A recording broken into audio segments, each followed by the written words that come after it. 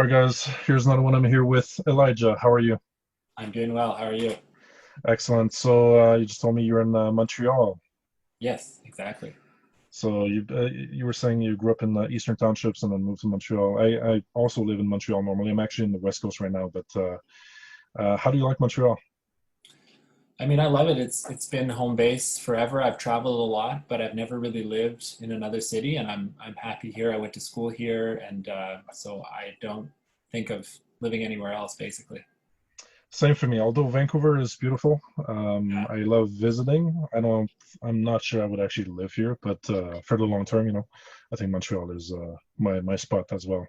nice. I was just in Vancouver 2 weeks ago and hiking around the area, and yeah, it's absolutely gorgeous. Yeah, gorgeous. Yeah. All right, let's jump right in. First question, what's your background? How many years have you been in e-commerce? Tell us a little bit about yourself.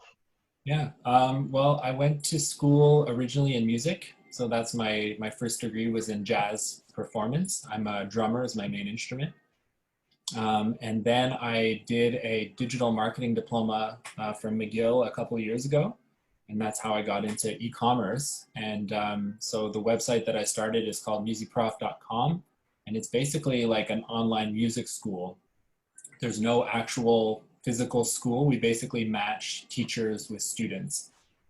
So I kind of brought together my two things, which originally was music and then digital marketing, e-commerce, and made musicprof.com. So that's basically it. Great. I also have a passion for music. I don't know if you've seen, but I've been playing piano forever, and that's Nice. a big passion of mine. Although with COVID and things that happened, I haven't played in a while. But I was intensely into it, doing concerts and everything. But Wow, nice. yeah, music Very cool. is a great passion. All right. The second question is, I mean, you kind of talked about it a little bit, but what do you sell, and especially who's your main audience? Main audience, basically anybody that's interested in music. I would say most of our audience would be beginners. So a lot of our clientele are parents with kids. They're looking for a music teacher. They don't really know anybody in music. And so they turn to Google and then they find MusiProf. But other than that, I would say millennials, which are really comfortable with buying things online. There's a lot of young 30-year-olds that are signing up for music lessons. And then there's even like people that are kind of retired as well that are looking for a hobby. And so I would say, yeah, kids to young adults to elderly people are generally the people that sign up for lessons. Basically, anyone interested in music. Yeah, and I would say it's more about the level. Like usually, it's about beginners. That's Right. usually people that are searching for this. But in terms of age, yeah, it definitely is across the board. I'm assuming that you saw an increase since the start of COVID, right? Because people are more at home and they're looking for hobbies.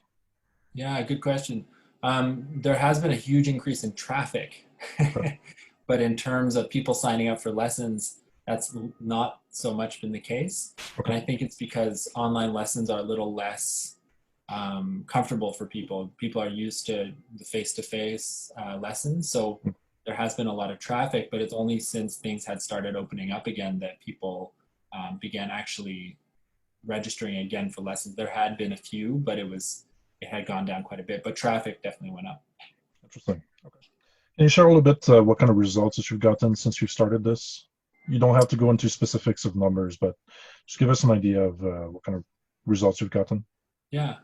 Um, it took about a year to, if I talk about the results in terms of the timeline, MusicProf has been up for about 2 years. It took about a year to get everything together. And I don't have a background in web development, so I had to kind of figure it all out, and I hired some people as well. But it took about a year to get all the platform ready and working. And then when I launched, there wasn't much SEO happening for the website, so I had to run ads. And there were quite a few conversions, but it was difficult for it to be profitable because I was spending so much on advertising. And so it wasn't until really focusing on SEO that the store became profitable because once things were ranking organically, we were able to generate some profit. So I couldn't tell you exactly like the specifics of conversion. I don't know if you wanted that level of detail. I'd have to look in the analytics and stuff like that. But definitely, the store became profitable. I would say like a year and a half into it, after really focusing a lot of energy on SEO and things like that. Gotcha. Yeah. Um, the next thing I'd like to know is it's always valuable to learn from mistakes, things that you screwed up and then you actually, had a lesson from that. So can you share a little bit your biggest mistakes and what was the lesson? Yeah, biggest mistakes. What would be? I would say there are two kind of mistakes and their learning experiences always. Number one is just hiring people, and some people you work with are flaky, and for the most part, people that I hired were amazing, and they really helped get the business together. But sometimes some people just kept on not meeting deadlines and not answering emails or being on the ball, and so I had to sort of let those people go. So I think that was one challenge. Another thing was spending too much on paid advertising. I think that's also a question of improving the user experience so that you have good landing pages and the ads can be profitable. But I think definitely one of the biggest mistakes has been spending way too much on advertising at first and it just not being profitable and losing a lot of money. But yeah, it's live and learn. It's okay. Now we have to improve the landing pages. We have to understand, how to bid in a smart way. And so I'm still kind of figuring all that stuff out. But I would say that's been the biggest challenge. So instead of spending a lot of money on ads in like early on when you can't really afford it, what do you recommend in that case? Just focusing on the SEO or just organic growth? What's your recommendation? Yeah, it's hard to say. I don't know if I would recommend anything specific. I think maybe for me, it would have been to spend less on advertising and really just test more before really putting in thousands of dollars kind of thing. So that I think is the biggest lesson. And SEO has been amazing. So all the energy on SEO has really paid off. But again, you don't always know what's going to work. So you end up putting a lot of time in different areas and then certain things pay off. But yeah. Do you sell products as well, or is it just services classes? Mostly services, but I've started selling online courses. So that's Okay. a new avenue. So that would be more of a digital product, online music courses, basically. Okay, so talking about those specifically, how do you package them or how do you figure out what actually will sell? Yeah, that's a tricky one, and it's a new avenue, and it hasn't been generated a lot of profit yet. But I think from what I've seen, a lot of it ties into YouTube. So you can see where the interests are on YouTube. So what topics get a lot of traffic.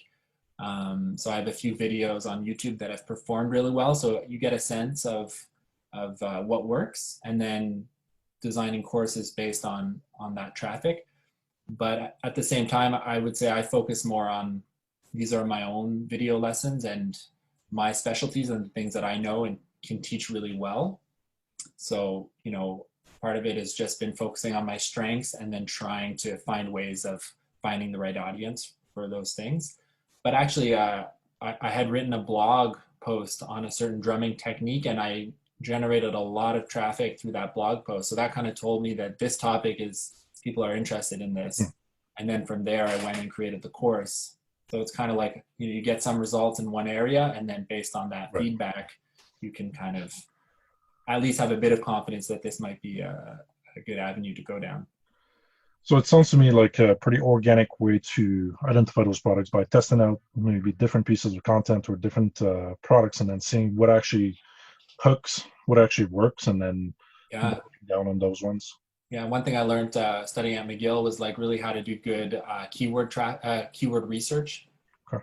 So knowing all the different tools where you can find out, which keywords are sought after, and so that can be definitely a good starting point for where the traffic is, and then based on that, you can find ways to monetize or sell products based on that traffic. So I know that your website has, an e-commerce component, but also other types of pages and content. Can you maybe share some other insights if you have any specifically about the e-commerce aspect of your store, of your website, things that you might have improved in the last months, things that maybe customers were asking for, new features, whatever it is, but any insights as to the user experience of your website? Yeah, I would say what I've learned in terms of creating better landing pages and improving the user experience is to really simplify. It's almost like user experience 101, but it's almost like everyone has to go through that learning curve of Hmm. like your pages are just complicated and there's too many calls to action, and for you it's really clear what you're looking at, but then for somebody that's never been on the site, they're confused, and so it's really just simplifying the process and just making it, above the fold, one call to action, Hmm. just making it really clear and step by step for the audience. um, because yeah, it's yeah, that's definitely just the way to go in terms of getting a better conversion rate for your efforts. Yeah, I think that that point is one of the basics, one of the fundamentals, but unfortunately, still a lot of stores don't implement this very well. Oh, for You sure. you Yeah. need to simplify, you need to have a clear headline, a clear call to action, Yeah. and simplify the whole experience. It's almost like you need to waste money and then that be a slap in the face. Yep, yep, Like yep, that. yep. It's like, I don't know. I feel like that's the way it always is, like You need to learn that lesson. unless you've done it before and then like Yeah. how to start on the right foot. But yeah, it's when you start wasting money, that's when it wakes you up. So Listen, this is great. I would like to continue for hours talking with you guys, but I want to keep these short and sweet so that short, compact nuggets of value for the other members. And so I want to thank you for your time, and I'll see you in the group. right on. Thank you very much. Have a Have a great great day. one. Bye Cheers. bye.